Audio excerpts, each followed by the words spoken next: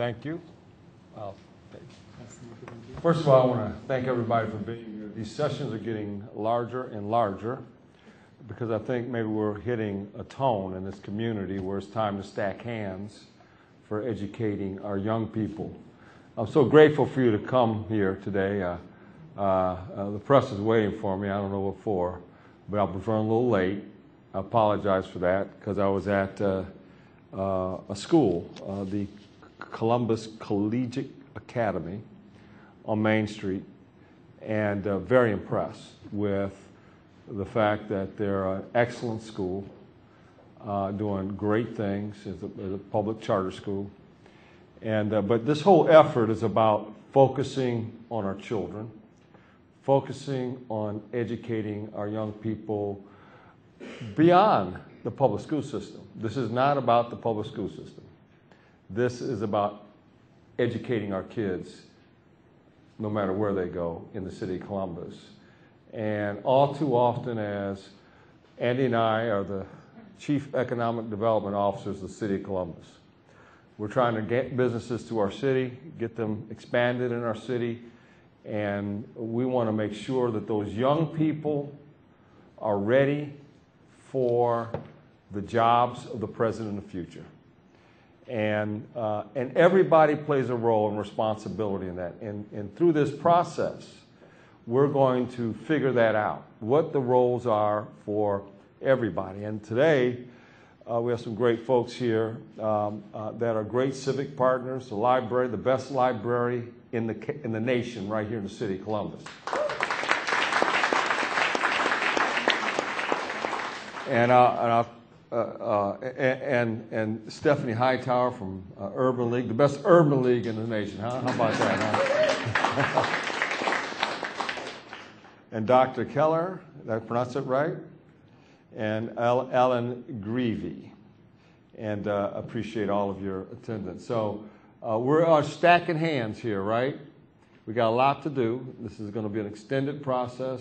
This is the last of the topical briefings that the President and I are receiving.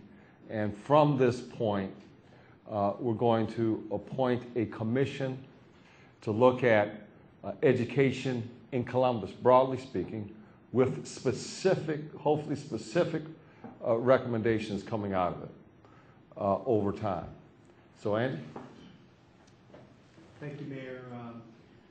Just very fortunate to have the presenters that we do have here today. And as the Mayor mentioned, this is the last briefing to really have us focus on, before we go into the next stage in the process, the goal of blurring the line between the community and the school district.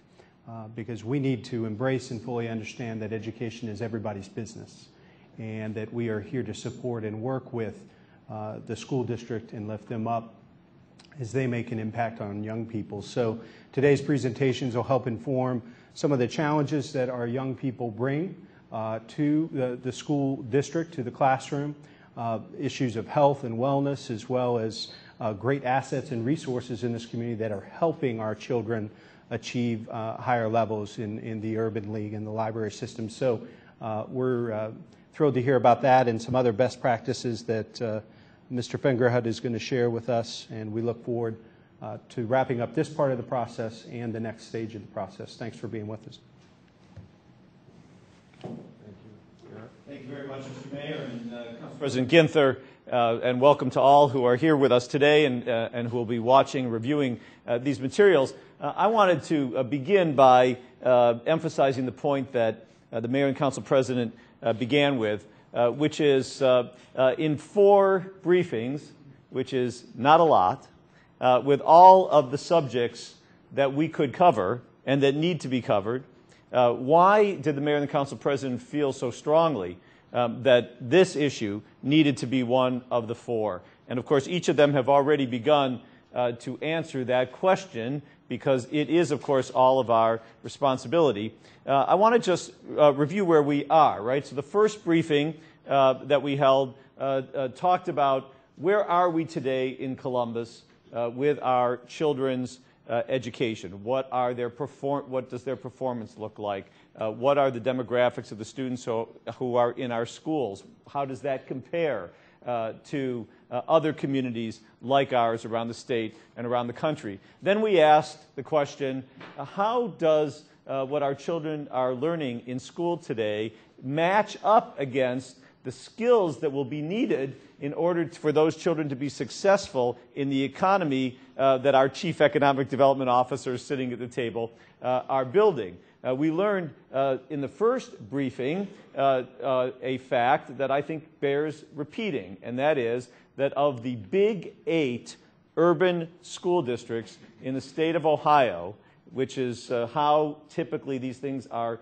compared by the state of Ohio, the 8 largest urban districts, the Columbus City School District is the only one of the 8 whose population is growing and whose job base is growing significantly. So we have the opportunity to be thinking about a world-class school district in a community that is growing jobs, and to ask ourselves, how do we make it possible for each of our children to participate in that growing economy? Then we asked ourselves, we talked about how technology that is available today is changing the way we think about teaching and learning and student achievement. What opportunities are available to us today that did not exist when the school district was first formed and when the current configuration of our schools was first set? If you think about it, though, each of those first 3 briefings was about what can the schools do to impact the community.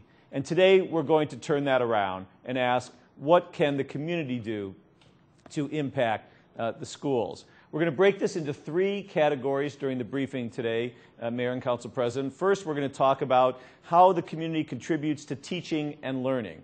And that will be our first topic. The second, as Council President Ginther mentioned, how does the health of our children impact their academic success? And then the third is, what can the private sector contribute in order to help support academic achievement? We'll begin with teaching and learning, and I just want to set the stage by letting us think about time. Think about the 24-hour day in which our children live. This is about the percentage of their day that they spend in school. This is if, in theory, they're getting 8 hours a night of sleep. This is how much time they are spending sleeping. My children don't quite meet that goal, but we try the best that we can. But that means that there's a huge chunk of our day in which our children are engaged in what we have elegantly called here everything else.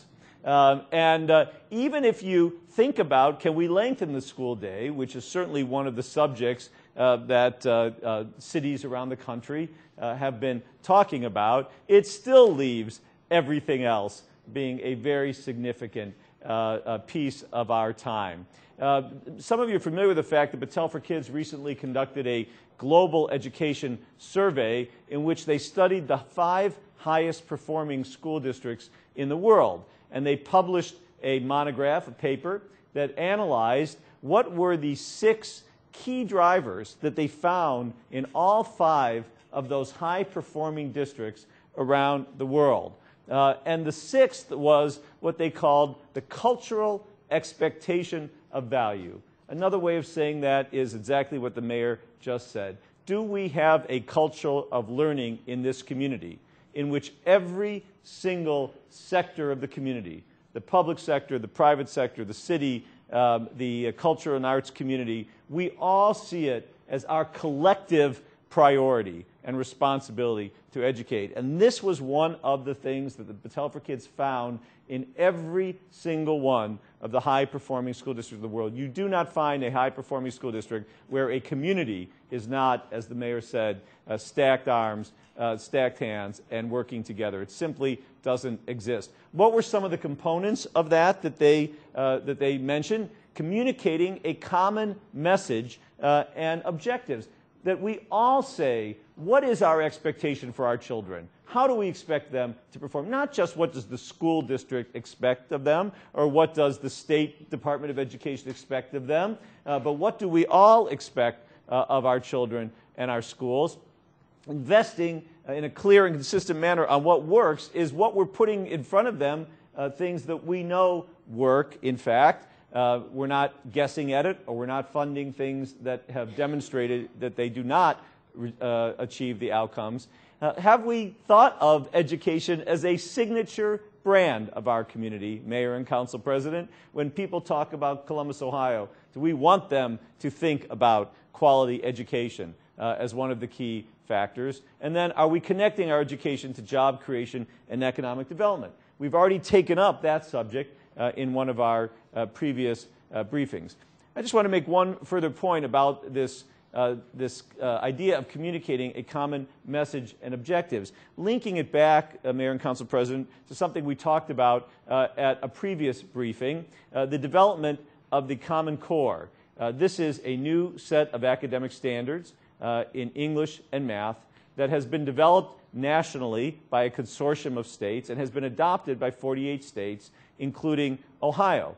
The reason I mention it at this point is that we now do have a common understanding of what students are expected to know, and everybody in this audience, this is what it looks like, everybody in this audience can know exactly what it is that students are expected to know. This is not a secret that belongs only to the school district. We now know what our students are expected to do. So when our businesses and our foundations invest in programs, in educational programs, at organizations like those that we're going to hear from today, we can ask, do these programs support the skills that the students need to learn in a very specific way? And we can make sure that all the educational programs in our community are in fact adding to the ability of our students to meet their outcomes. Now, the schools are surrounded by organizations that greet the same children after schools and in other settings. Every one of those organizations that reaches thousands of children has access to the same academic standards that the school has and can be aligned to the schools. Not only organizations like the Y and Directions and the Boys and Girls Clubs, but also our faith-based community, all of our churches and mosques and synagogues. All of them can contribute. So our goal ultimately is that we have learning, a culture of learning in this community, Mayor, from the time when the sun comes up and our children wake up until they hopefully go to sleep and get a good night's sleep so they can wake up the next morning and do it again. We're very pleased, as you mentioned, to have with us a number of experts today. We're going to begin with Pat Losinski. Pat is the Chief Executive Officer of the Columbus Metropolitan Library. He has served in that position since 2002. And, of course, I'm sure he'll tell you that this is a 21-branch library district serving 820,000 residents in Central Ohio. He holds a master's degree from the University of Wisconsin. I think there's a game or something. I don't know. It's not, you know, we'll let him in anyway today. He is a internationally recognized speaker on e-books and the digital divide. Received the 2010 Public Library Association's Charlie Robinson Award for Risk-Taking and Innovation. He was the 2012 Champion in Children from the United Way of Central Ohio. He's been named a superstar by the Columbus CEO magazine. And as you mentioned, Mayor, the library under his leadership was named the Library of the Year in 2010. We're very fortunate to have the library and Pat Losinski in our community. And Pat, I'll turn it over to you. Thanks so much, Eric. I'll make sure that's on. Maybe the Friday before the game, I'm a Purdue graduate, Eric, just one time. Mayor Coleman, Council President Ginther, thank you so much for this opportunity, not only for the library to be here, but also to talk about the resources of the library. Let's see, I'm going to need to get is it on here? Just forward? Okay, great. The library casts a pretty wide footprint across the entire county, and yet today I really want to focus on the services that we provide to young people and also to try and build on some of the other presentations that we've had up until this point. Just to level set, this is our district map for Franklin County, and we serve 10 school districts throughout Franklin County through a main library, 20 branches, and a bookmobile. Our service area is in yellow. The white area actually represents 6 other independent public libraries in the county. There's wonderful cooperation between these libraries thanks to state funding, and as you'll see, that's very important because library usage is not limited in any way to boundaries. We have, I mentioned 21 locations. 15 million items are checked out each year from the library. And I know there are some in the audience who do not know that we also download e-books to personal devices directly from our website, and that's about 500,000 items a year. 7 million visitors to all of our locations, 2 million computer reservations, and 9 million visitors to the website. And I point that out because it does provide 24/7 access to library resources, not only for reserving materials that can be sent to your home branch for pickup, but also access to databases, magazines, and newspapers that are available 24/7 to kids.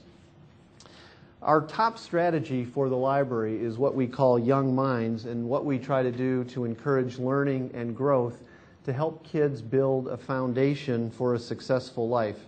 Our offerings are quite extensive, but I'm really going to focus on 4 today.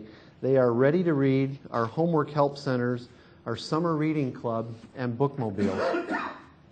In Mark Reel's first presentation, he talked extensively about the crawl scores and how every child who enters kindergarten in the state of Ohio receives a test for kindergarten readiness assessment for literacy.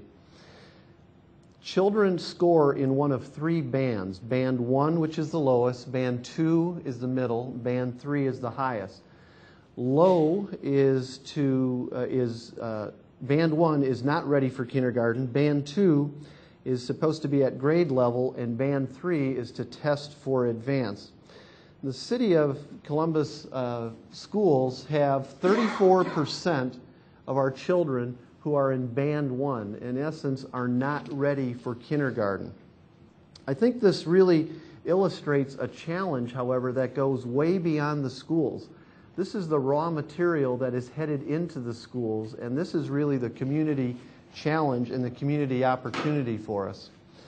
This bar chart from Learn for Life shows that for Band 1 students, our community has many more who are unprepared as compared to other Ohio public schools.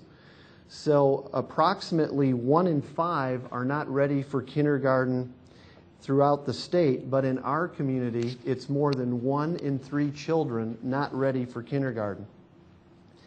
Without this foundation for being school ready, this lack of preparation continues to magnify and reveal itself as children move through school. This chart compares 3rd grade reading proficiency of Columbus school students with all other Ohio public schools. You'll note that while 1/4 of our state's 3rd graders are not proficient readers by the end of 3rd grade, almost 40% of Columbus City school students are not ready or not proficient. So what's the library's response to this? As we became aware of the data and how the problem stemmed from a lack of preparation in the home and with preschoolers, we launched a community-based outreach program in 6 neighborhoods that we serve. These are not based in our branches at all. It's out in the community, attempting to locate parents who are off the grid. There are a large number of agencies who have assisted us in this effort, and they're listed on the slide.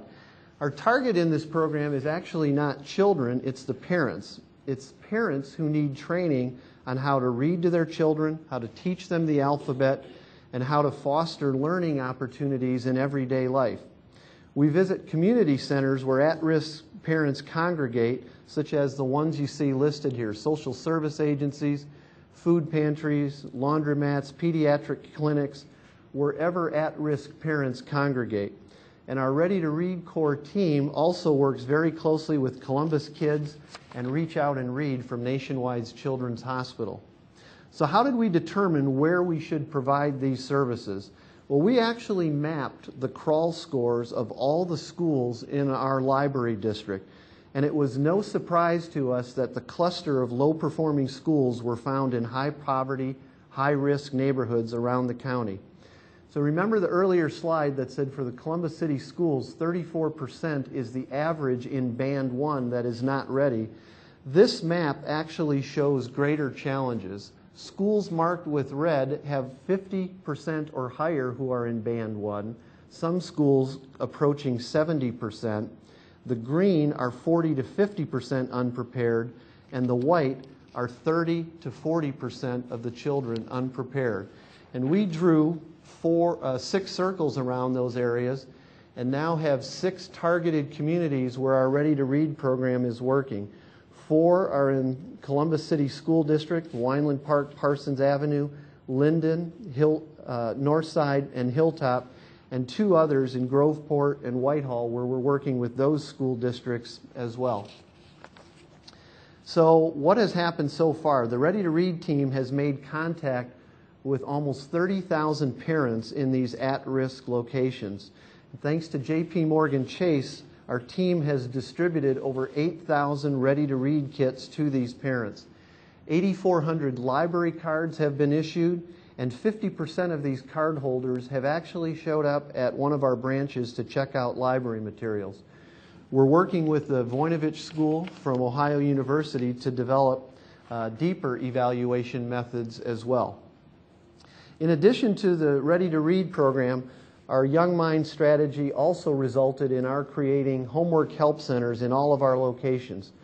Over the past 7 years, with the help of many generous donors, we've created homework help centers in every branch in the Columbus Metropolitan Library System. There are 21 in all, 13 in the city of Columbus. There are some key ingredients that make these homework help centers a success.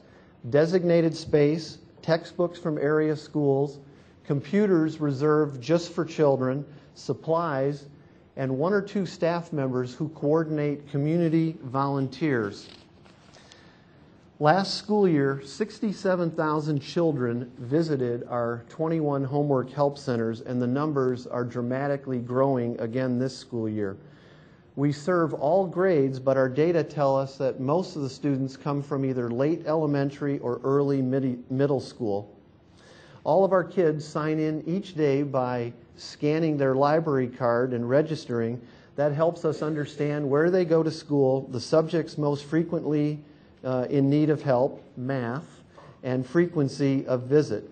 I think our real challenge as we examine the data is to try to reach the kids who may not be motivated to come into the homework help centers. We need to find those who are staying away from us. This is an important map to see, and it shows what's happened over 5 different school years. We've had over almost 250,000 visits to these homework help centers, and each dot represents the home of a student that has used a homework help center. We're also finding that some children are leaving a particular area and going to a homework help center that may not be as crowded as the one near their home. Next, let me turn to summer vacation loss and the library's response to this out-of-school learning opportunity. Data from a large number of studies demonstrate that during the 3 months of summer vacation, there's a very negative impact on student performance. And during the school year, kids who are low, medium, and higher income levels actually perform at about the same level. But when summer arrives, middle and higher income families have continued education and enrichment opportunities, while lower income students do not.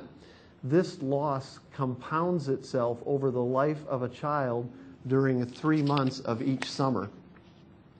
Our response has been a robust summer reading program. We have one of the largest summer reading programs in the United States with 89,000 participants. This includes teens and adults who we encourage to serve as mentors for kids, and more than 10,000 who are registered are ages 5 to 11 and live in the city of Columbus. We're working with the Ohio State University to understand the impact of our summer reading program, in part because it has to be much more than just an experience for our children. we have to begin to understand if this investment is paying dividends in their educational experience as well. So we have a 3-year pilot that has launched, and we'll have some preliminary results from Ohio State this December. Should also mention that during the summer reading program, we're also involved with the Park and Recreation Department to provide lunches for the summer nutrition program. And over 9,000 were served last summer. And just because it's summertime and these same kids who were hungry during the school year are hungry during the summer, and it's important for us to feed them to make sure that they have a good library experience as well. I've mentioned that we have bookmobiles. We have 3. They're mobile, almost full-service libraries that really target our ready-to-read neighborhoods. With a focus on early learning, we visit over 400 pre-K classrooms each month. 30% are Columbus City School pre-K classrooms, and 70% are Head Starts or child care centers. Last month, you can see that 3,000 students were served, 7,000 items circulated, and 600 new library cards were issued. This is an important stat, and perhaps not to this audience, but we have 2.3 million computer reservations each year, the people who visit the library who either may not have a computer, may not have broadband in the home, or if they have that resource, there may be 5 or 6 people in the home and they just need more capacity. So we like to say that there's a gas utility and an electric utility. The library is the public computing utility in Central Ohio. This is a map for one branch, our Carl Road branch, a regional, that shows computer reservations and where they occurred for each home. And this is a period from February through June of this year.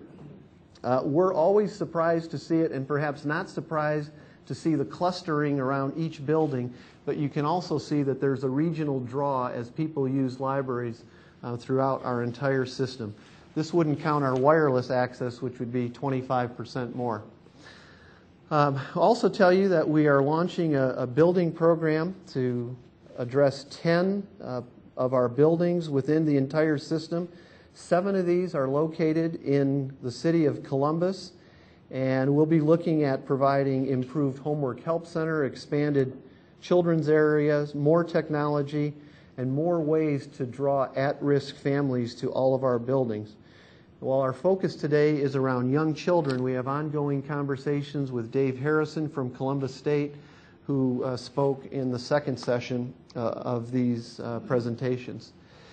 Some of the formal education support that will occur in these buildings include meeting rooms and collaboration space. There will be many more assets, physical and digital assets, that we want to make sure we leverage to the fullest capacity for this community. I can't end a program without talking for a moment about e-books. E-books are so important in terms of where we're headed in the future. The library is fully supportive of moving to this method of content delivery. But one of the things we're working on is 5 of the major publishers have not agreed to sell their e-books to public libraries. And so after 20 years of facing a digital divide with technology, we now face the strong prospect of a content divide in this country if we don't find ways to make that material access to our children. So we will be working on that on behalf of not just libraries, but our community. And so in conclusion, I think our opportunities moving forward are really about our continued focus on kindergarten readiness, as well as with the rest of the community, Learn for Life, and other organizations who are trying to bring us all together. The library is going to be hosting a forum with 8 other metropolitan public libraries in December. Our topic will be an attempt to address what could we do to more fully participate in helping meet the third grade reading guarantee. And then lastly, I think just having a library card in the hands of every CCS student and actually every person in the state of Ohio is a good idea, because despite what MasterCard and Visa would say, I think that's the most powerful and valuable card in your wallet. So Mayor and Council President Ginther, on behalf of our staff, our Board of Trustees, And friends of the library and others, thank you for this opportunity. Thank you. The questions for...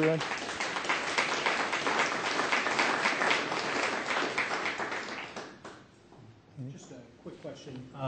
Pat, of these different programs, where do you envision the greatest unmet need? Where could the library have an even greater impact with resources and so forth, based on what you've seen thus far? Well, I think as important and as valuable as the Ready to Read program has been, I think our biggest challenge is how do we get back for repeat visits with parents? Because what we're really trying to do is change behaviors. We have to change behaviors to make sure that in a culture of learning, parents are reading to their children daily. They're finding those opportunities throughout daily life to encourage learning and brain development. And so how do we continue to have contact with these parents after that initial? I think that's what it's going to take, repeat visits. Mm-hmm. Thank you. Thank you very much, Pat. So when we think about the subject of learning outside the school, the library, as important as it is probably an first choice to think about. One of the reasons we asked to visit here at the Franklin Park Conservatory is because we are blessed with a rich set of cultural arts organizations, but we don't often think about them as part of our educational system in the community, and yet they, in fact, are. Another reason we asked to come is because we know of the excellent work that they have been doing in this area, and particularly of their very talented leader of their educational services, Ellen Grevey. Ellen was appointed to the position of Audience Services Director at Franklin Park Conservatory in 2010. In this role, she oversees exhibition development, educational programming, and the overall visitor experience, from touring the conservatory's collections to shopping in the gift shop, which everybody should do before you leave. So that they did not charge the city of Columbus rent to come here today. So everybody has to buy a mug. Her background, both as an artist and as a leader in support of the arts, is an asset to exhibition development at the conservatory. Ellen received her BFA in glass art and her MFA in sculpture from the Ohio State University. She's a 2004 alumna of the Jefferson Academy for Leadership and Governance. Ellen Grevey. Thank you so much. Well, good afternoon, everyone, and thank you very much for being here today. I'd like to especially thank Mayor Coleman, President Ginther, and Eric Fingerhut for convening these meetings and for the opportunity to share our work with everybody. Eric explained a few things that I was going to explain about my history, so I'm just going to launch right into the conservatory's work in education. In 1993, after the Ameriflora Horticultural Festival, Franklin Park Conservatory became a joint recreation district with the City of Columbus and the Department of Recreation and Parks. This was the inception of the organization that we are today. That year, we became the first botanical garden to present a tropical butterfly show, and in so doing began to offer community-based, informal, and experiential education. Over the next 2 decades, the conservatory has continued to offer classes, programs, exhibits, and hands-on experiences based around plants, insects, and the life sciences. Working from this foundation in the natural sciences, we now present large-scale exhibitions for the purpose of educating intergenerational audiences in an informal setting. With our knowledgeable staff and volunteers, the conservatory engages and educates visitors in a comfortable, conversational way every day. This is a picture of an exhibition we recently developed called Savage Gardens, the Real and Imaginary World of Carnivorous Plants. With the support of a Columbus Foundation Innovation Grant, we were able to make this show a touring exhibit, including large sculptures of carnivorous plants, interactive educational components, rich interpretation, and school tour content. The show made its debut at the United States Botanical Garden in Washington, D.C. this summer. So we're very proud to be able to take this talent that came from Columbus and expose it on a national scale. This is the Scotts Miracle-Gro Company Community Garden Campus, a key part of the first phase of our master plan, dedicated in 2009. It's the largest edible garden, public edible garden in the States, and for us it is a living classroom where we're able to offer numerous classes and summer camp experiences around plants, nature, gardening, and where our food comes from. And through a grant from the Institute of Museum and Library Services in 2010 and 11, we were able to formalize and organize our horticulture education program. And today we present over 400 classes and programs every year for people of all ages in horticulture, plants and gardening, green practices such as composting you see up there, for people of all ages. We welcome over 700 K through 12 school groups annually, giving them an active learning experience with native and exotic plants, birds and insects, nature and the environment, and even the arts. The tours are based on Common Core standards with over 13 different topics to choose from.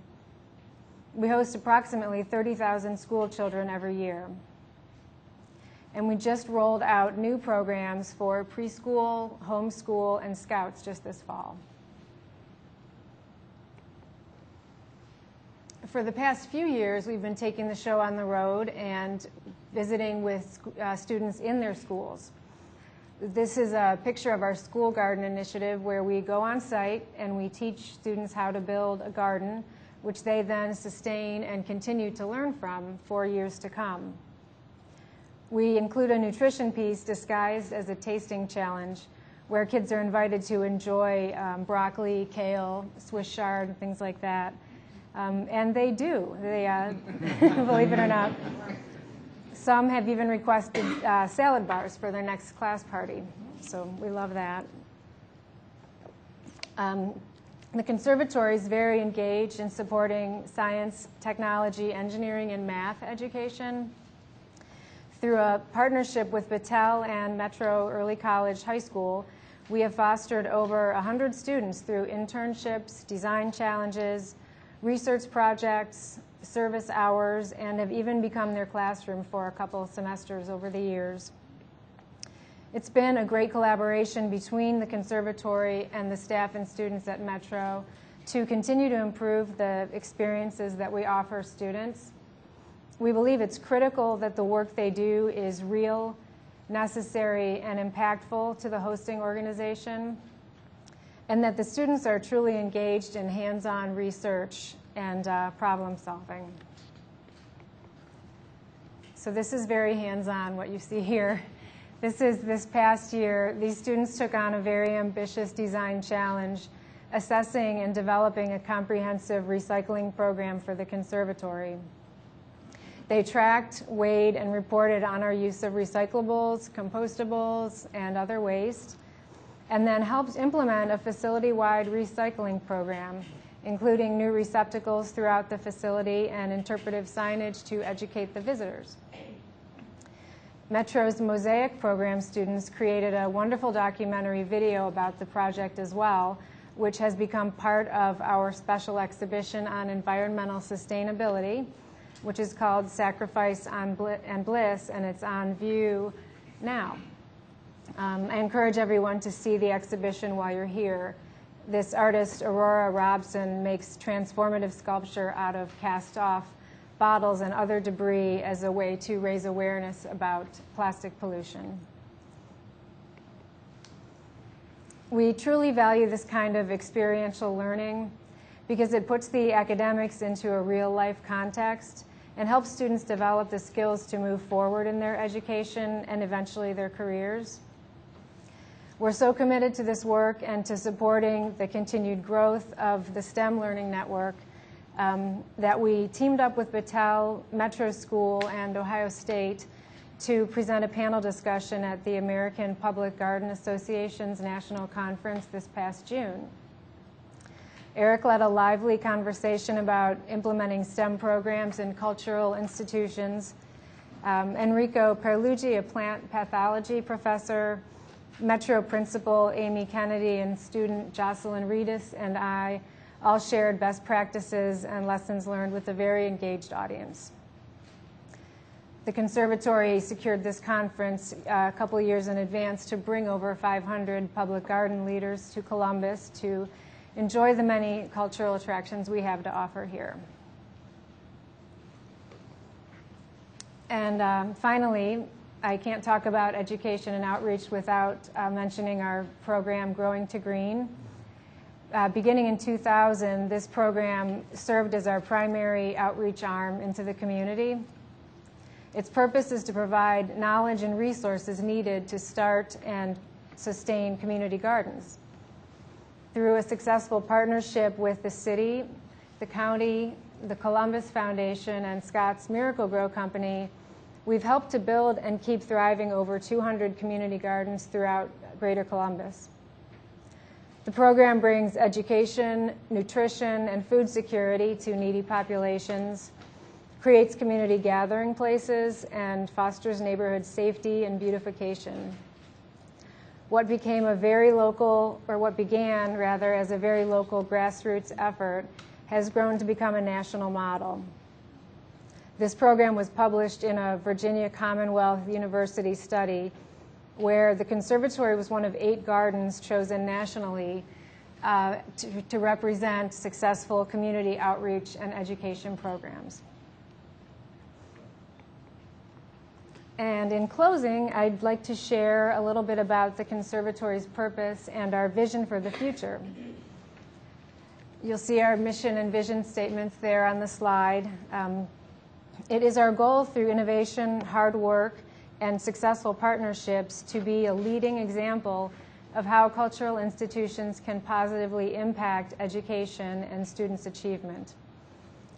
As we go into the second phase of our master plan, which we now call Master Plan 2.0, we anticipate the continued expansion of our educational offerings. And we thank you all for your support in this endeavor.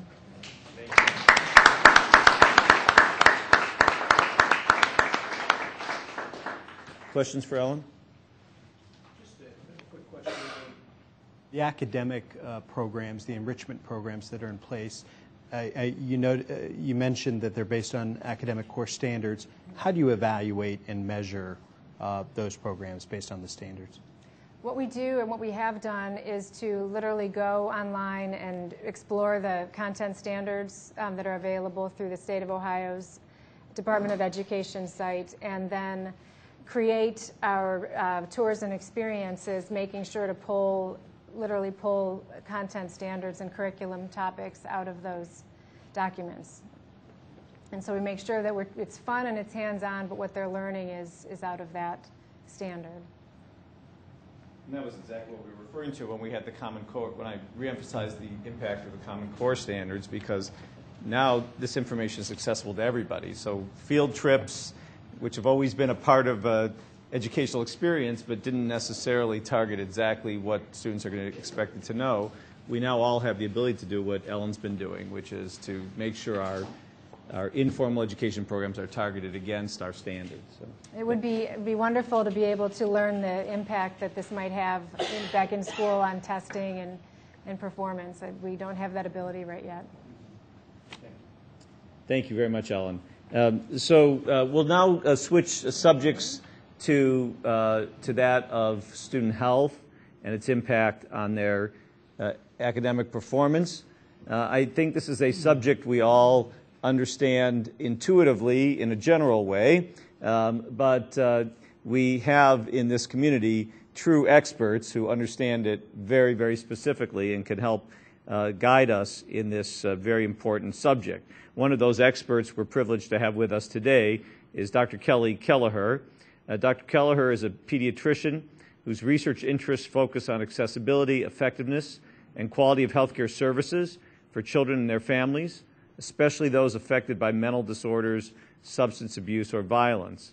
He has a long-standing interest in formal outcomes research for mental health and substance abuse services. He is the director of the Center for Innovation in Pediatric Practice and the Vice President of Health Services Research at the Research Institute and Nationwide Children's Hospital. That's a good long title. And that's not all. He's also a professor in the Department of Pediatrics of The Ohio State University College of Medicine. Thank you, Dr. Kelleher, for joining us. Thank you. Mayor Coleman, President Ginther, Vice President Fingerhut, and guests today. I get paid extra for more words on that slide. So, I have a slightly different presentation than the ones you've heard so far today, and because I have the privilege and actually the demand to talk about the relationship between health and educational achievement. And that's a no-brainer, right? We all understand that they're related, but I don't think until we spend enough time to really focus on how they're related that we know how to go forward. And so I'd like to take some of your time to do that today. Now, clearly there's reciprocal relationships, and you can frame these words positively or negatively, but poverty in a community, education, and health all have reciprocal effects on each other. Long-term educational achievement drives poverty and health status in a community, and they're highly related. But education and health have direct relationships to each other, and I just want to mention some of those. So if we break that apart and look at the actual causal pathways between how health status and education are affected, what we see is when you have health conditions, children actually have sensory perceptual deficits. So their ability to learn in certain ways are altered. They may have trouble hearing if repeated ear infections and asthma and sinusitis. They may have trouble seeing things as well when they have lack of access to visual care. Children with dental caries, where the most common infections we have, are often in pain and absent for large parts of the day. We also have cognitive changes, where children with cognitive impairment, high-risk pregnancies, other learning impairments are not able to think and process information as quickly as other children. And so we have disproportionate focus on those children and their limited cognition. The ability to be connected with school. When children are ill or feel poorly or come from homes where someone feels poorly, their parents aren't as involved, they're not as often at school, they're not participating in after-school activities, and the community is not part of the education process, a very important factor in predicting which children will do well. And absenteeism and dropout are higher in health-impaired children than they are in other children. So we have multiple ways in which health status affects the educational achievement of children. And of course, long-term, that affects the economic status of the community. This is a slide I don't want you to read because we academics always have too many words on a slide, but what I want you to take away from this is a graph. I think there's a pointer on here, is there? No. Sorry. So anyway, the slide is the number of health risk factors along the bottom. And these are health risk factors like lack of sleep, inadequate nutrition, common cold, frequency of colds. So they're not big health risk factors, but they are health risk factors. And that number goes from 0 to 10 along the bottom. And then students with academic risk, the percent of students at academic risk is on the y-axis there, the tall axis. And basically what you see is there's almost a linear relationship between the number of health risks a child has and their likelihood of academic risk or failure. So we have a linear relationship, and we have children with multiple impairments. And this is from the state of Washington, but there's similar data from California, and we have local data like that in Ohio. So we know that children with more health risks have more problems, and our children with more health risks are concentrated in certain communities. So I want to show you some school trends in Columbus City schools proper, just to show you what's happened with acuity. And these conditions were picked at random. They're not all the conditions we have, and again, you don't have to read, but along the bottom, the far left is tube feedings. These are children with gastrointestinal tubes to feed directly through a tube. Asthma inhalers, and there are 3,300 of those children in the first column. The second column is asthma inhalers. Third is dental issues, 5,800 children. And the last is diabetic blood glucose checks, and that's 6,200. And this is from 2005 and 2006. These are the data from 2010 and 11. And this is what's happening to your school children in our community right now. We are multiplying the effects of chronic long-term conditions and the number of health activities that have to occur in the school building. So as a result, less time is taken with education, less time is focused on the classroom, and children, even when they're in school with these conditions, have to spend time in the school nurse's office or missing key parts of their lessons. And schools have to be prepared for all of these activities and have the resources to deal with that. So health activities are dramatically changing, and of course the biggest change has been obesity and diabetes on the far right. So what does this mean for our third grade reading proficiency? We talk about the guaranteed third grade. Well, I think it's important. So for our children with no disabilities in Columbus City schools, we're achieving at 66% right now.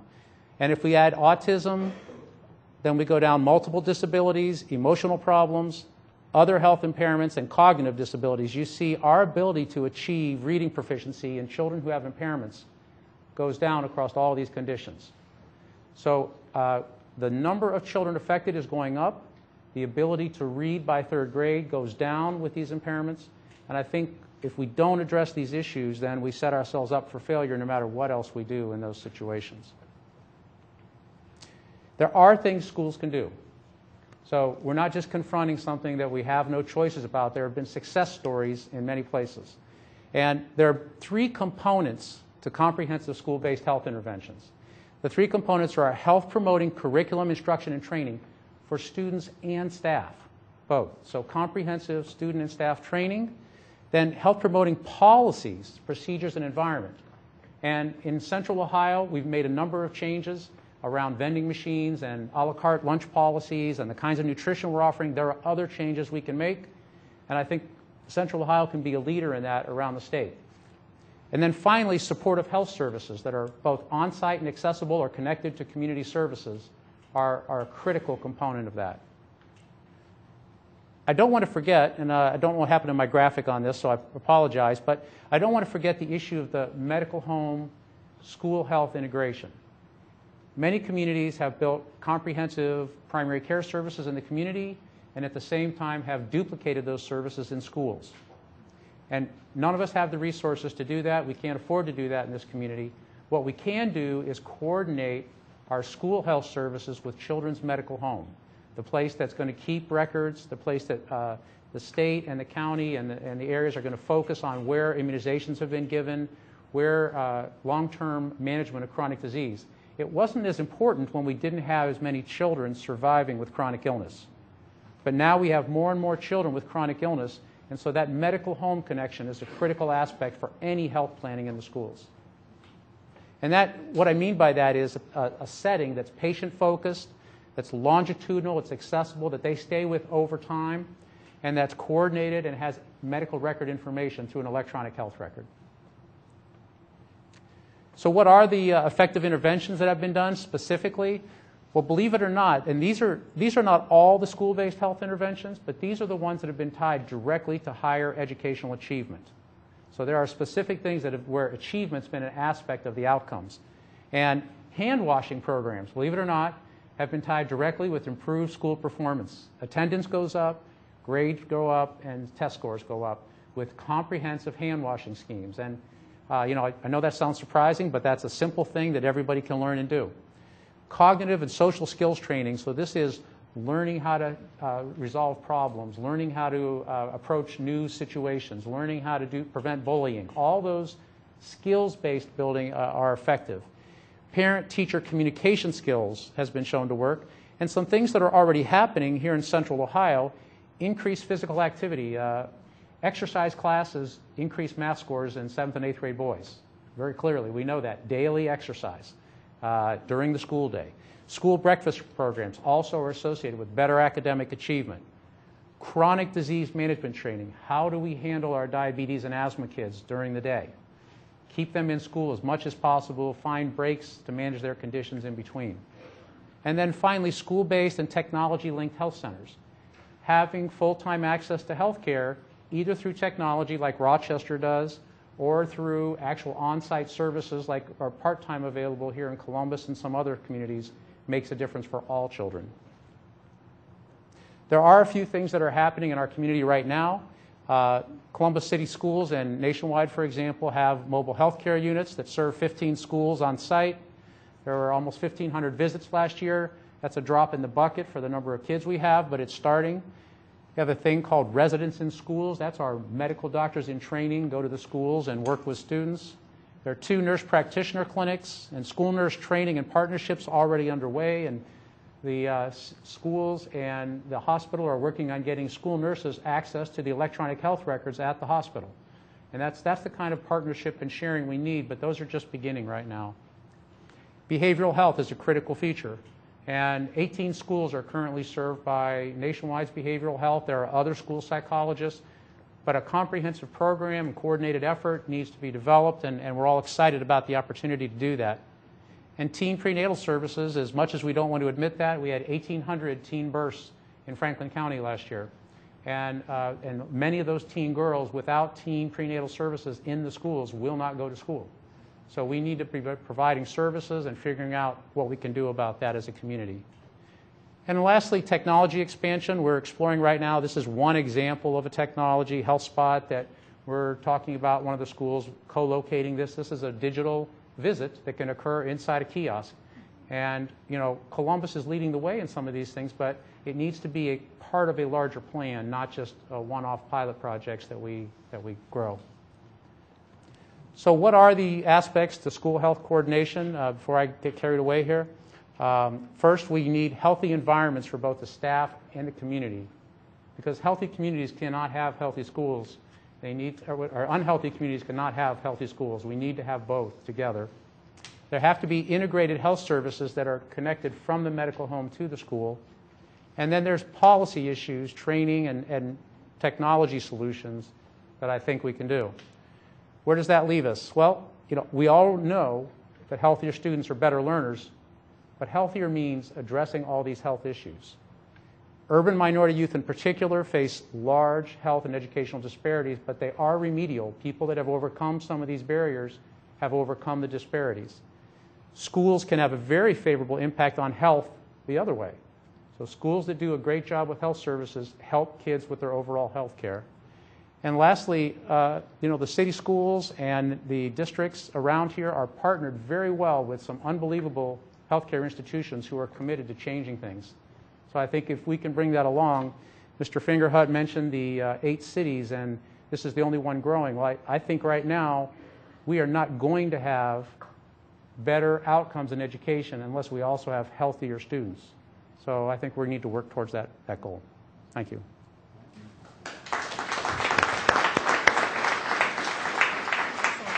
Thank you. Questions? Yes. Doctor, thank you very much for your presentation. Yes. First, let me say that the health condition of our young people going to schools in Columbus is startling. Mm-hmm. Your statistics of 17,000 people with diabetes is a startling figure, and is alarming, and we really have to tackle that.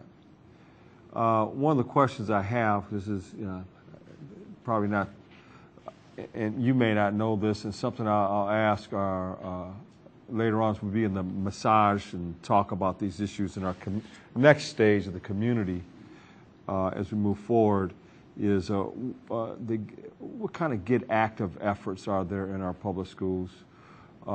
What do sports play? I know sports play a huge role, and at what grade levels? And just being active makes a huge difference in play when the younger you are, playtime and all those kinds of things. You may not know those answers to those questions now, but it's something I do want to raise later if we don't have answers now. Well, Mayor, I always have an answer, and whether it's right or not is another. Well, you got an MD. No, that's because Dr. Thomas is sitting there. She's my boss. I have to say those things. So, you know. So first of all, the community is recognized the very issue that you pointed out and identified as a crisis, not just this is actually a crisis. And so the schools have already been very supportive of several interventions, fitness and nutrition clubs for after school, where we're standardizing our measurement using something called the fitnessgram to actually show that fitness, independent of body weight, can be improved rapidly, even before you get to the place where you're actually reducing body weight. So we have many schools that are starting that, but it's a neighborhood by neighborhood rollout. And we have many neighborhoods and many schools. And so I don't think anybody feels it's fast enough. And I think there are long-term plans. We're finding out that about 40% of the variance, what we call the variance, is early obesity, starts very young. And we aren't intervening early enough. So there's a breastfeeding campaign that is starting now because we know that helps. And there are daycare programs starting.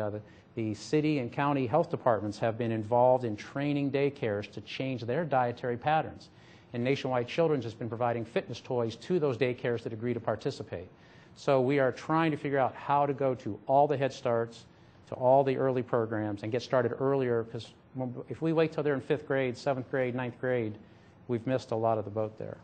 What we're trying to do in the city is, last year we funded an effort to really work on providing sporting activities for organized teams that don't make the team in school. And you know, and I hope that's working. We'll have to follow up with that. Right. But this is a crisis, and you're right. And as a community, we got to get our arms around this, solve this issue of health, the condition, the health condition of our students, because you're right, it has a direct impact to their education and their whole life. Yes. When they miss their early years because they're unhealthy, they're obese, they're diabetic. This is something we have to tackle as a community. I agree. Yeah. I know you're real interested in this, Andy. The risk of sounding completely self-serving, but since I'm a co-host, I can get away with this.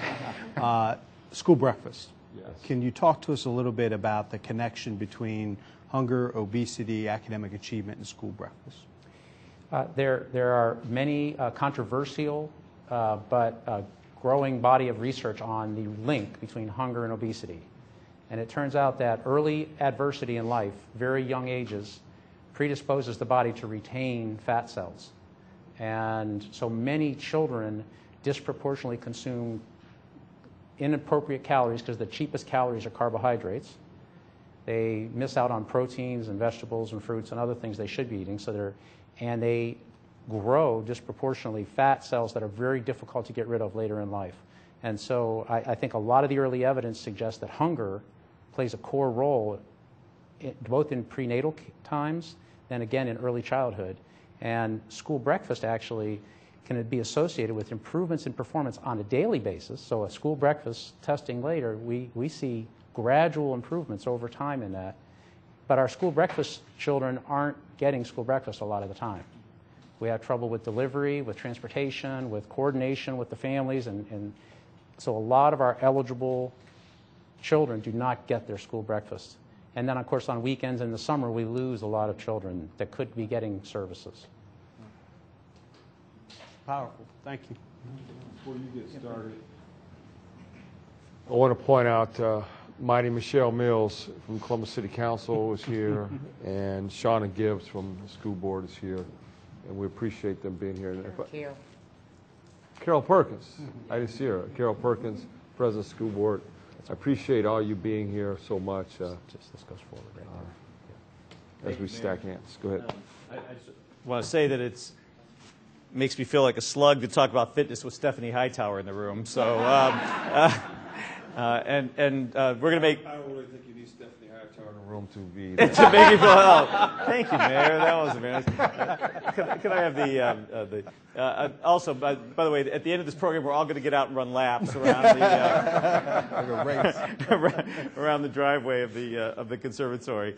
Well, thank you very much. Our last topic, Mayor, for the day is we've heard how our library, a great public institution, can contribute. We've heard how our arts and cultural organizations, and certainly our great medical institutions. But of course, the private sector is a much broader set of institutions, including our business community. And I think, as people in this room know, that the support of the business community has been and is essential to academic success, and the community provides us with great opportunities and great resources. This is a number that was It was developed by the research institution at the University of Indiana that studies educational philanthropy. They estimate that there's close to $40 billion a year in private philanthropy that is going into education in this country. There are a lot of different ways that happens. There's innovative examples like the FIRST Robotics competition. This is a list of some of the companies that support FIRST Robotics as, again, just one example of this type of activity. But to give you some sense that when companies come together around innovations like this, we've got over 2,000 teams in 11 countries, 11,000 students are involved in a competition like that. There are other examples that are based city by city. And I know, Mayor, that we benchmark ourselves here in Columbus against the great cities in the country and the world. Here's the Chicago Fund that has raised over $50 million so far, helping almost 2,000 teachers achieve National Board Certification, which is the highest level of recognition that teachers can receive in the country, helping hire new school leaders in a way that was funded by the private sector. Of course, the Gates Foundation is a well-known contributor to educational excellence. They have supported initiatives in this community, including the STEM Learning Network, which I'm privileged to be a part of. They know Ohio well. They have committed almost $300 million to these 4 communities, to Los Angeles, Memphis, Pittsburgh, and Tampa, to assist in large-scale renovations and reform plans of their communities.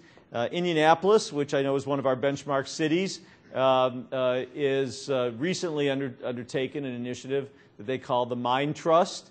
The business community and the foundations have committed $10 million so far to attract reform organizations to their community like Teach for America and the New Teacher Project. They've also set aside funding to help support the creation of 15 to 20 new charter schools. And this is a relatively recent initiative that we should be seeing progress from. There's been some famous larger gifts.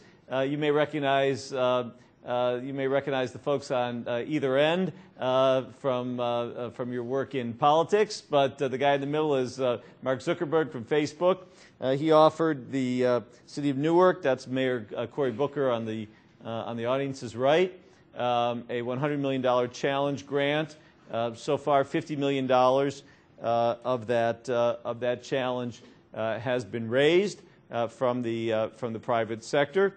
And the Mayor and I were talking on the side. There was an article just today about a very far-reaching, innovative new contract that was signed in the city of Newark between the teachers union and the school board, which is which is built in many ways around this challenge grant and hoped to create the environment and the circumstances in which these funds can be successfully deployed.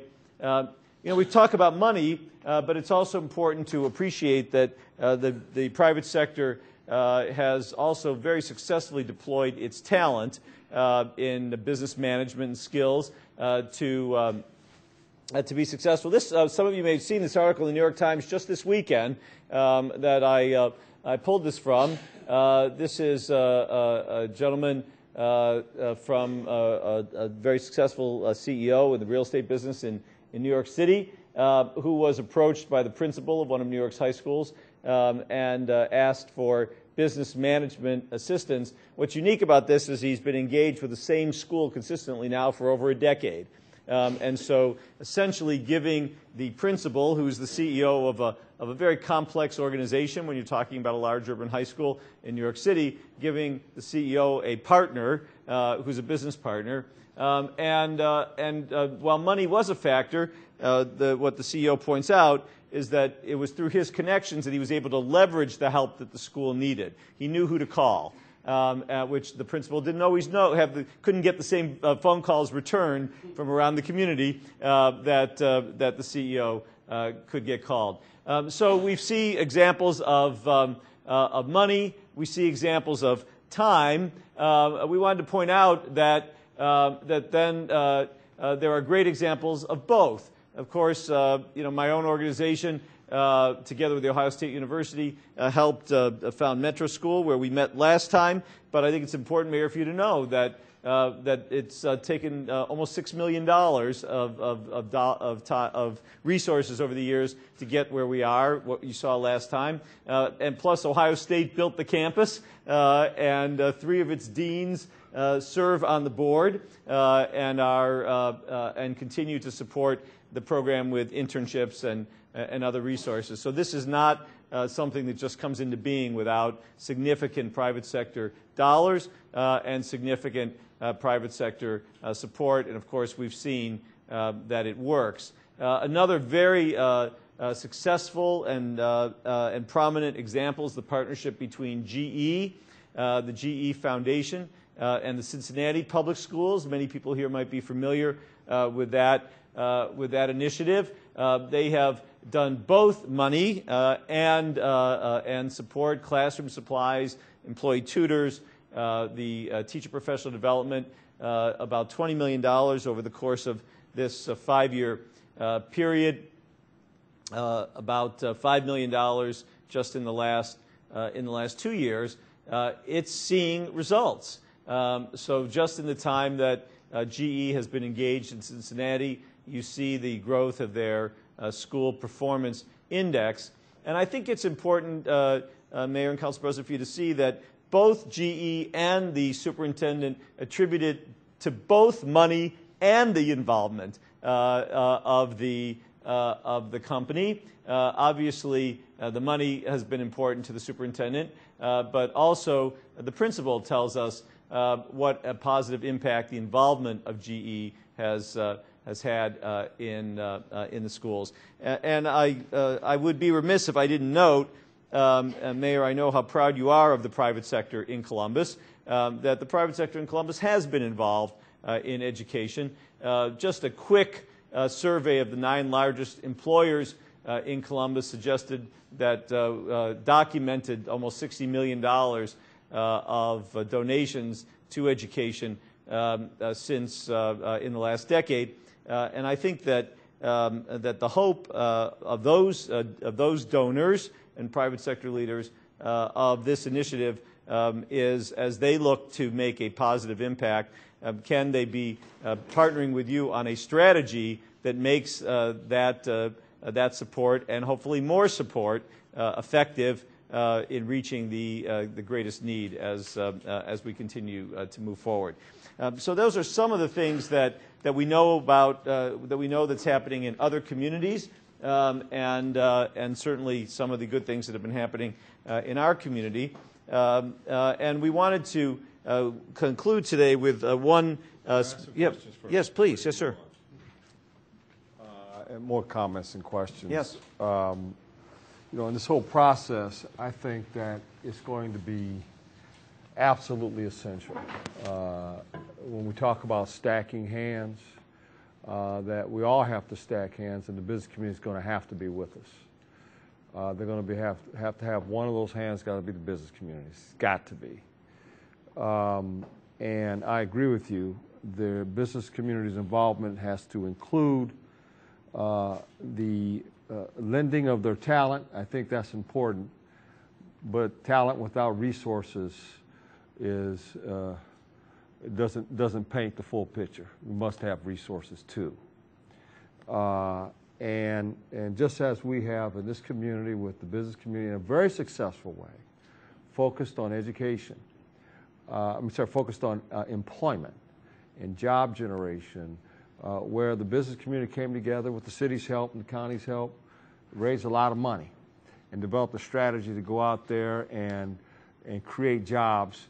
Our work with the county, work with the city, work with the private sector, we now have a 5.7% unemployment rate, the lowest in the state of Ohio. We've been successful because we have the strategy, we have the talent, and we have the resources. And so I think that is a very important part of what we do.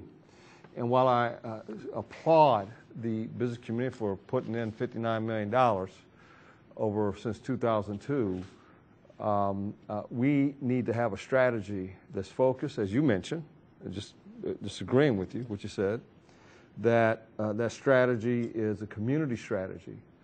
Again, where we all stack hands and we all work together to make education work for all of our children, and just as we've done in employment, and successfully in employment. And so I appreciate your statements, because I think you're exactly right. You know, I've been mayor now, going on 14 years here, coming up soon. I've been in elected politics for 20 years. And the consistent thing that I've heard over time from the business community has been about education. So now all of us are here, including the business community, and we're all going to stack hands. We're going to make this thing work. We're going to make it work for the city and make it work for our kids. Thank you, Mayor. I think we could not agree more. And I think the analogy to economic development is exactly the way the business leaders I've spoken to see it. They want a good, clear plan, and they're prepared to invest in such a plan. We wanted to provide one example of such a partnership between the business community and an informal education organization. That's may not be how people think of the Columbus Urban League. They don't may not put them in the education bucket.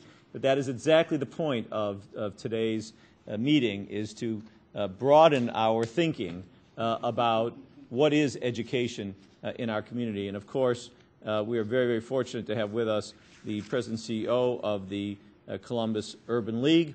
Stefphanie Hightower became the 8th President and CEO of the Columbus Urban League in August of 2011. She's the first female to hold this position in the more than 90-year history of the organization.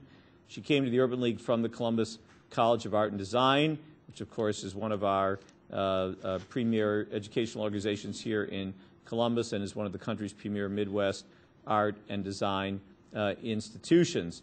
Her experience includes, as we've noted, professional experience includes experiences in athletics, public service, government, and the nonprofit human services arena. So Stefphanie will give us some examples to think about in this partnership between the community, the nonprofit community, and business.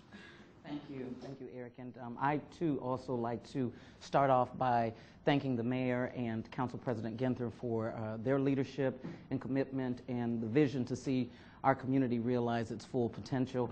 And also kudos to Special Education Advisor Eric Fingerhut and Battelle, as well as the business community, as the mayor just pointed out, for their investment and dedication to ensuring that everyone has access to a great education, and also for organizing these briefings. The CUL, or the Columbus Urban League Board of Directors, they support the League's mission to empower communities and change lives through the stabilization of families. That's exactly what we do. And among the harsh realities facing public education today lies the achievement gap in public education, a much debated but clear truth. Overall, students in the large urban districts, as we know, underperform compared to their suburban counterparts. And this isn't just unjust. It is a tremendous drain on our economy and our society. The talents and skills of our children truly do represent our future, especially in an innovation economy, and what we can rarely recover from, as was pointed out earlier. But groundbreaking programs in Harlem, Teach for America, Knowledge is Power, or KIPP here locally, as well as our high-achieving schools within our Columbus City School District, point to another important truth. Urban students, even those caught in cycles of poverty, can master skills and knowledge just like any other child anywhere.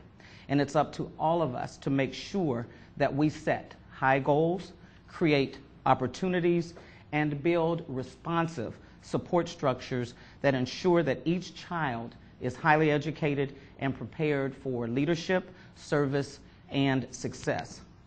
Providing opportunities and resources essential to helping urban families succeed is the work of the Columbus Urban League. The Columbus Urban League is one of 98 affiliates in a national network of organizations. We historically arose to advocate for the equal rights of African Americans and other underrepresented groups. We were founded in 1910, and this Urban League is the 6th largest in the country and the city's oldest and most effective civil rights organization. While historically, the Columbus Urban League fought hard to overcome overt discrimination, such as Jim Crow laws, today's league works to eradicate the less obvious and seemingly more subtle inequities. But regardless of how covert, today's injustices retain the power to destroy opportunities. Our aim at the Urban League is to help urban families succeed. And here's our revised approach: economic transformation, foundational education, and a relevant, sustainable organization that makes opportunity and prosperity possible throughout Central Ohio. Over the last decade, the Columbus Urban League focused on 4 key ways to promote the stability and overall health of urban families. Our Head Start Academy reached more than 1,000 3- and 4-year-olds in the county south of I-70. Our housing supports helped find and keep families in homes, serving over 2,600 families this year alone. And under workforce development, targeted to those considered hardest to place or the chronically and underemployed, we reached 2,100 people just this year. Even better, we placed nearly 150 in permanent employment in what the Columbus 2020 called industries of interest, such as health and medical services, logistics, hospitality, and construction trades, to name a few. The newly employed folks include community members from nearly 40,000 individuals who return to Franklin County every year after being released from incarceration. And finally, we piloted a number of special interventions designed to help families overcome especially challenging barriers, whether finding employment without a high school diploma, coping with overwhelming debt, or addressing and overcoming issues preventing them from becoming a great employee or entrepreneur. The value and impact of what we do has been undergoing healthy evaluation and transformation for the last 15 months since I became the CEO. And I'm delighted to report that this re-engineering is attracting amazing community support, starting with our own critical partner, Huntington National Bank. Huntington's Chief Executive Officer and President, Steve Steinauer, has pledged to directly invest $1 million and raise another $2 million in what he believes could become a new national model for sustainable economic growth. A few guiding principles define us and the partnerships we are forging. First, we realize that this is heavy lifting, and we are not being naive in any way. We know that we must tackle head-on the toughest challenges facing urban families, especially those 30% of Franklin County children living in poverty. Tough challenge number 1 is that we need to grow the companies and businesses who provide employment with a future and keeping them in Central Ohio, specifically in the city of Columbus. This also means creating social enterprises committed to hiring the chronically unemployed and underemployed, and some with challenged backgrounds. Tough challenge number 2, we need to ensure that urban families can secure long-term, stable, living wage employment with incomes and benefits that pay for basic needs like housing, food, and medical care. And number 3, immediately unlocking doors for those who already have solid education and employment skills, about 40% of those we serve. Their success not only enriches the lives, it also transforms them into powerful role models for others in the community to emulate. These principles come to life because we use data to launch and evaluate every initiative and strategy to focus and guide our actions.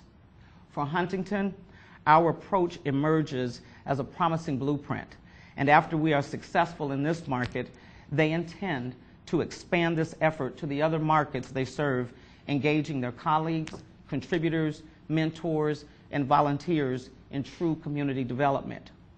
For us at the Columbus Urban League, this plan charts how we remain at the forefront of creating equity and opportunity for all in the 21st century. And it's how we fit into the overall ecosystem or community that ensures every child in Columbus's core can access a high-quality foundational education that leads to future success. For us, a foundational education starts before children even enter school. Research consistently demonstrates that what and how children learn is shaped in the very earliest years from birth to 4. Yet children in poverty are less likely to be read to, and their parents are less likely to have attained educational success themselves. Columbus City Schools tells us that as much as 34%, more than a third, are entering kindergartners are entering already academically behind.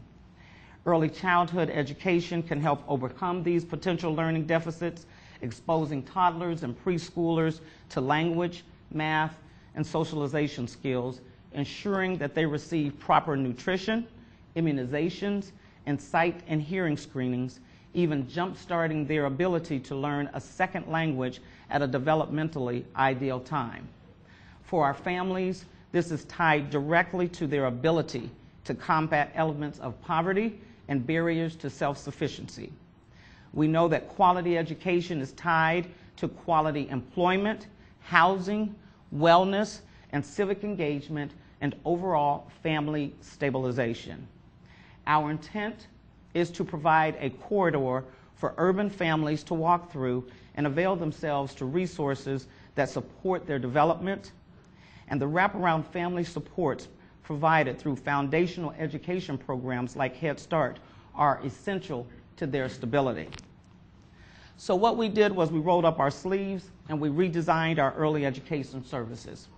We will add up to 40 in-need children birth to age 3 to our Head Start academies. We're going to expand our Head Start enrollment to 1,400 and reach more of the high poverty neighborhoods in our city. And we are laser focused on one critical goal: success in schools. We will ensure that at least 9 out of every 10 of our graduates from Head Start is reading or reading ready by the time they enter kindergarten. These new strategies call on us to set higher standards and enhance professional development opportunities for teachers, and ensure that our curriculum dovetails with the revised core curriculum standards now required by Ohio schools. We plan to revamp our technology infrastructure to better support teaching and learning, data collection, and management. And we're going to be instituting an integrating tracking system to monitor the academic success of our Head Start graduates and the progress of our families. By having a child enrolled in our Head Start Academy, families receive priority services through our other programs, such as housing services that impact student mobility, workforce development and career services that promote stabilization and financial improvements for families, and other league services that identify and address other social barriers to stability and self-sustainability. An integrated model of services for families is what we are creating. We know that children who enter school prepared are more likely to achieve, graduate, and enter life ready to continue learning and earning. We know that parents who believe their children enjoy safe, positive, nurturing environments can be more productive and focused at work. And we also know that these systems can diminish the other negative effects of poverty on children. Foundational education through a Head Start format must serve the entire family. That's what it was set up to do. Quality, safe housing, stable, livable income, safe, high-quality childcare, real educational opportunities, these are not standalone options. They comprise an integrated comprehensive array of resources necessary for overcoming poverty. As has often been said, the whole is not just more, but different than the sum of its parts. It may be useful for us as providers to understand the separate nature of these programs and initiatives. But you know what? We must always return to seeing what we do through the eyes of the people we serve. Again, because of the direct connections between business growth, family prosperity, and educational achievement, progress requires a multi-pronged approach. It means providing training that leads to real employment, ensuring that job seekers have soft skills to retain employment after placement, nurturing and supporting inner-city companies that already contribute and are most likely to employ those future people, and launching social enterprises that meet a real market niche, hiring the hard to place and turn a profit as well. We are delighted to recently enter into one of these ventures with Columbus Metropolitan Housing Authority and a nonprofit social enterprise called Clean Turn. Through this historic partnership, we were able to place 21 people to work on a green salvage project on the Poindexter Village site, creating a sustainable revenue generating model from the materials that can be recycled from the project. Our plan is to build upon this success with 2 more social enterprises that are put on the drawing board for 2013 and 2014. And just as exciting is our partnership with Huntington Bank, and we're going to be launching the Huntington Empowerment Center. This economic development hub will house growth industry, workforce development training, business incubation services, and other innovations that grow jobs and develop people. While we have just begun this work, we realize and respect the need to set clear and measurable outcomes for the next 5 years. We're pledged to 3 key results: securing long-term sustainable and stable employment for 200 hard-to-place employees, launching 2 to 3 new business starts, and ensuring that 9 out of 10 Head Start graduates enter kindergarten ready to achieve.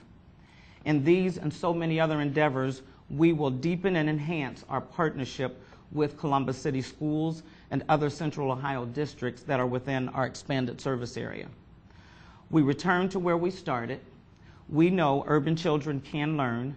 We know this opportunity is only enhanced when urban families have the opportunity to move beyond their current circumstance and position themselves for self-sufficiency. And it's this community's job, as the mayor has said, to ensure equity and equality as it relates to resources that support their effort are there. And we are proud, Mayor, to play a role in this critical and transformational economic and educational work. And there is no question that through collaborative investment, it will certainly empower our community and change lives.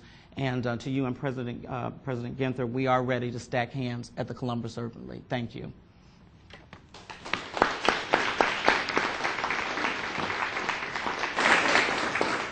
Thank you, Stephanie. Questions? Comment? Just simply, Stephanie, appreciate your engagement and the Urban League's engagement. I think there's some great possibilities here with the Huntington stepping up and the potential effort that you're, not the potential, the effort, it won't be potential, it's going to happen. The effort that you're forging. And I appreciate all you're doing on that. And Urban League's much needed in the city, and your direction is the right direction for the city and for the constituency you're trying to serve. Thank you, Mayor. Council President. Stephanie, I'd like to ask a question about the redesign at the Head Start Academy. How much leeway, how much planning process? I mean, it sounds like a pretty transformational change to the program as it is in what you're leading there. Talk to us a little bit about how that took place and how it might make a difference in other places where Head Start's offered. Well, one of the things, I mean, we're one of 2 of our Head Start programs here in the city who are responsible and had to recompete for our grants. And so that gave us a great opportunity to really look at what we were currently doing, look at how we could better align ourselves with Columbus City Schools, look how we could really realign with the core standards that the state had set. And so we've now put together a proposal to the feds where, as I said, we will increase our boundaries, our geographic area. We're going to add more students, especially we found in the work that Community Research Partners did, that there are huge pockets of poverty where a lot of kids are unmet as it relates to preschool. We're working as a part of our proposal. We're adding 2 languages that are requirements, which is Mandarin and Spanish, to the curriculum. We also, by 2015, we have pledged that all of our teachers will be degreed individuals. We will no longer accept credentials for our teachers, and that will also mean a lot more professional development. We are looking at putting in a STEM education component. So that's another component. So we've gotten MOUs from all of those entities that can help us. I mean, Head Start was basically founded on the feds giving us a certain amount of money, but us really collaborating with the community to bring about those other resources. We have MOUs with, additional MOU with Nationwide Children's Hospital to expand, especially like in the places for that mobile unit. That health piece is huge, and we recognize that. Just trying to get parents to get their health screenings done, their eye appointments, the dental appointments. Those are undaunted. I mean, you would think that those are things that would be easy challenges, but they're not for people who maybe don't have access to resources or mobility. So we're definitely, with them. We have MOUs with COSI now that we will be, doing more with that whole science and technology piece for our preschools. And from a research standpoint and data collection, we've already started talking with Columbus City Schools. We want to get that identification number from day one when they enter into the Head Start program, so that we can then work with Columbus City Schools, and by 3rd grade we can track where those preschoolers are at and find out what their progress has actually been done. And so we're working with The Ohio State University as well, a research arm component that'll come in and help us with collecting that data as well. So, we're trying to be grown up like Pat and the Conservatory and Nationwide Children's Hospital, and really focus on the data entry part and management of this. That's the only way we're going to be able to track and figure out if we're making the kind of progress. So those are just a few of the little tidbits that we've put into place, President Ginther, to really to start having a high achieving Head Start program in Central Ohio. Thank you. Well, Mayor Coleman, Council President Ginther, that brings us to the end not only of this briefing but of our series of 4 briefings. Let me thank the Franklin Park Conservatory Botanical Gardens for hosting us today. Thank our 4 panelists today. I want to thank all those who participated in all of the briefings for the excellent information. I want to remind you that all of the information about all 4 briefings is on the city's website at columbus.gov/education. All the Columbus Cable Television has videotaped them all. We can rewatch them. The PowerPoints are available to study, to make links between the information that was provided at each of these briefings. Mayor, we look forward to supporting the efforts of the commission that you've indicated you intend to appoint. Looks like you would like to add a final comment. That is, I want to thank you for taking on the challenge, and Battelle for Kids, and a lot of work has already gone in what we've done. And all of these briefings, and really the work has just begun. Truly, the work has just begun. These were just briefings, and they were important for me to hear, important for the president to hear. And Eric, I want to thank you. And our work, really, let's get to it. I'm excited. Thank you all for being here. Have a wonderful Thanksgiving, and we will get back to work. Thanks.